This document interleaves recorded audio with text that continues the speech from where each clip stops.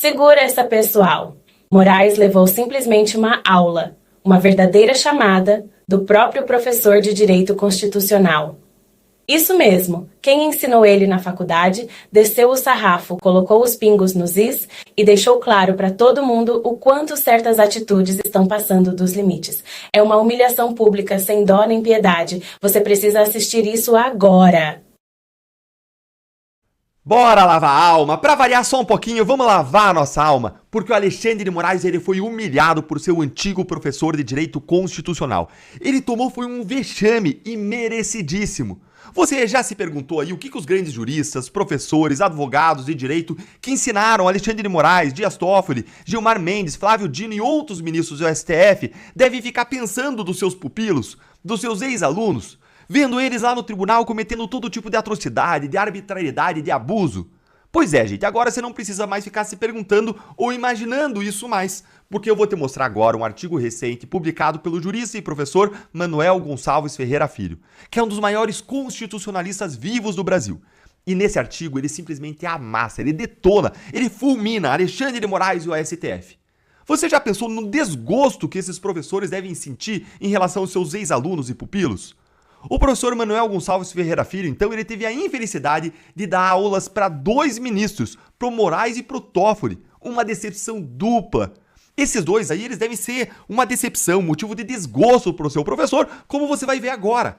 E eu não vou nem trazer aqui o brilhante currículo do professor Manuel Gonçalves Ferreira Filho, porque é um currículo gigantesco. Eu ia ter que ficar aqui o vídeo inteiro falando só do currículo, gastar o tempo todo do vídeo só lendo tudo que esse homem já fez. Então pesquisa lá no Google se você ficou curioso e bora aqui direto ao ponto, direto ao artigo que ele escreveu, com esse seguinte título aqui que eu vou mostrar para você aí na tela. A supremacia da Constituição é exigência da própria democracia. E, para começar forte, dá uma olhadinha aqui nesta pedrada.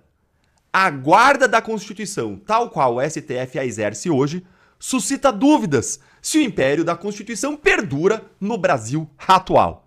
Olha, gente, ele já começou batendo sem dó. O STF atual coloca em xeque, coloca em dúvida se o que impera no Brasil é a Constituição ou a força bruta, ou a vontade de supremos, seres supremos. E vai só ficando cada vez melhor aqui, depois que ele vai trazendo os exemplos. E o primeiro, claro, é o inquérito das fake news. E aí o professor solta a bomba. Ele chama o STF expressamente, sem dó, de Tribunal de Exceção. Olha aí, ó. O Tribunal de Exceção. Comece-se pelo mais grave.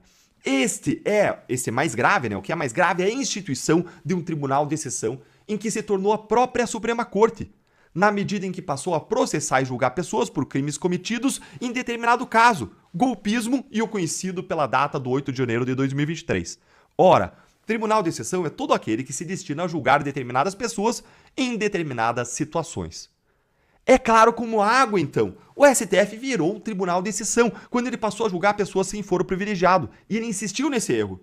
Tudo com o objetivo fraudulento de salvar a democracia. Lembra do título do artigo? O que a democracia exige? A supremacia da Constituição é exigência da própria democracia. E aí ele mata a questão. E eles dizem salvar a democracia. Quando eles matam a Constituição, eles matam a democracia. E aí, em seguida, o professor comenta sobre a inconstitucionalidade e a ilegalidade de o STF estar julgando pessoas sem foro. Ele diz que isso viola, evidentemente, aí os princípios constitucionais do devido processo legal e do juízo natural. E aí ele dá a resposta sobre qual é a solução para essas barbaridades dos seus ex-alunos. Dá uma olhadinha aí, ó. Nunca se imaginou ou formalmente se admitiu que procedimentos decorrentes de uma portaria, coisa de porteiro, como sarcasticamente disse Pontes de Miranda, ou um inquérito pudesse alterar a Constituição, dando ao Supremo competência quando não a deu ao Supremo o poder constituinte. Ou seja, é só a Constituição, o poder constituinte, que pode dar competências para o Supremo. E se não deu, ele não pode julgar essas pessoas. Segue aí, ó. O caso do julgamento seria então de nulidade, porque o Supremo não tem competência para esses julgamentos. E não de anistia, como alguns pretendem. Ou seja, gente, se houvesse justiça no Brasil e juristas de verdade como o Manuel Gonçalves Ferreira Filho, se houvessem juristas de verdade como ele lá no STF, em vez de políticos de toga, tudo seria anulado por ser inconstitucional, por ser nulo. E a gente não precisaria estar aqui nessa luta em glória por anistia, quando a resposta está aí, é caso de nulidade. Mas, como nós temos um Senado omisso, acovardado, o jeito é continuar lutando pela anistia. E você achou que o professor parou por aí? Não parou por aí não. O artigo é bem longo e eu tô trazendo aqui só os melhores trechos para vocês, mas ele desceu tanto o sarrafo que ele também acabou aí abrangendo uma série de temas e também desceu o sarrafo na censura. Acompanha aí comigo, ó. Outro ponto delicado a tratar consiste na instauração da censura. Esta é expressamente proibida e claramente pela Constituição de 1988. Ou seja, a gente não podia ter censura aqui. Segue ele. Ademais, a repressão a esses abusos não deve basear-se em mera opinião, deve, porém, ser fundamentada. E para isso, não basta qualificá-los em inglês de fake news. O que ele está dizendo? Para você derrubar discursos, não basta você simplesmente botar um carimbo de fake news. Você tem um dever argumentativo, você tem um ônus para você derrubar discursos públicos. E segue o professor dizendo, muitas são as decisões que não seguiram esse parâmetro, que não foram devidamente fundamentadas, que acabaram aí censurando as pessoas. Gente, olha a elegância aí, olha a educação do professor no jeito como ele humilha o Moraes. Esse aqui é o jeito cortês dele de dizer que o Moraes e a sua turma merecem nota 0. Deviam ter reprovado nas provas, ou melhor, merecem uma nota -13. Gente, esse artigo aqui é bom demais. O professor ele não deixa de fora nem mesmo o ativismo judicial dos seres supremos ou os atropelos deles ao executivo e ao legislativo. Dá uma olhadinha aqui, ó.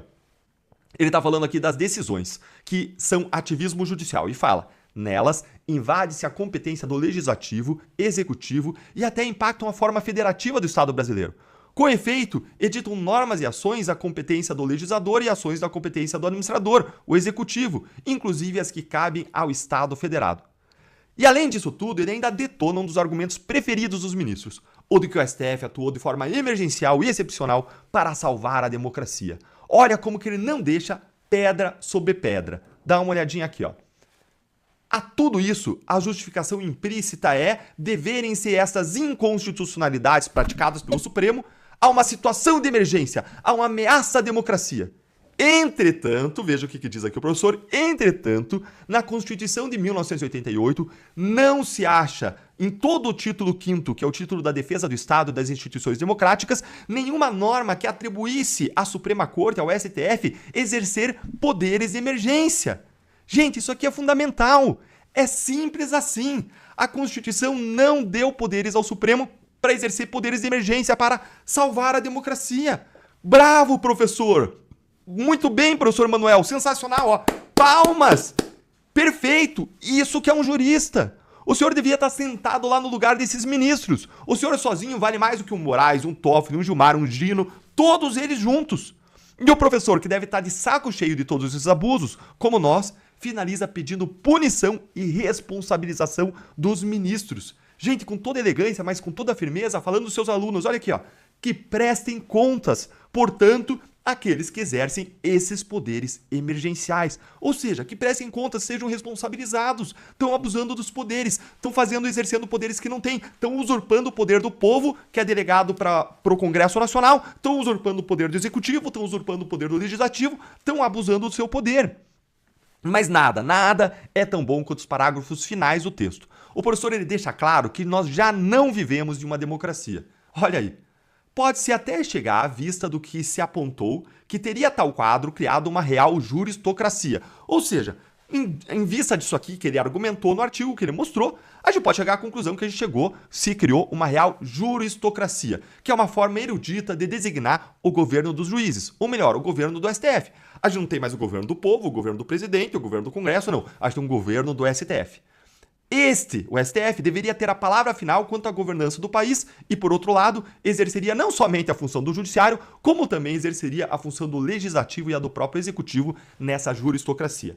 Haveria então a concentração do poder que tanto repugnava Montesquieu no Espírito das Leis, livro 11, capítulo 6, quando ele fala da importância da separação dos poderes para você não ter abuso, para que um poder contenha o outro, por isso que a gente tem 3 poderes, para que um não abuse e os outros 2 controlam o primeiro, tem um equilíbrio. E o que eles estão fazendo agora é concentrar todo o poder em um só. E ele conclui aqui dizendo, e também a gente concluiria, em vista de tudo isso, que não haveria também democracia, nada de democracia, que não raro ainda é invocada como justificativa desse governo juristocrático, desses abusos que o STF vem praticando. Gente, tá ou não tá certo? Olha, a minha alma está absolutamente lavada. Se esse texto do professor também lavou a sua alma, curte o nosso conteúdo para a voz da nossa indignação chegar mais longe, nossa voz conjunta com o professor, curte o conteúdo, se inscreve no canal, clica no sininho para você não perder nada que acontece por aqui e me conta nos comentários se você também ficou aliviado vendo que ainda existem juristas corajosos nesse país e me conta o que mais chamou atenção nessa crítica, nessa detonada do professor Manuel contra Alexandre de Moraes e o nosso Supremo Tribunal Federal. Um grande abraço e até o próximo vídeo.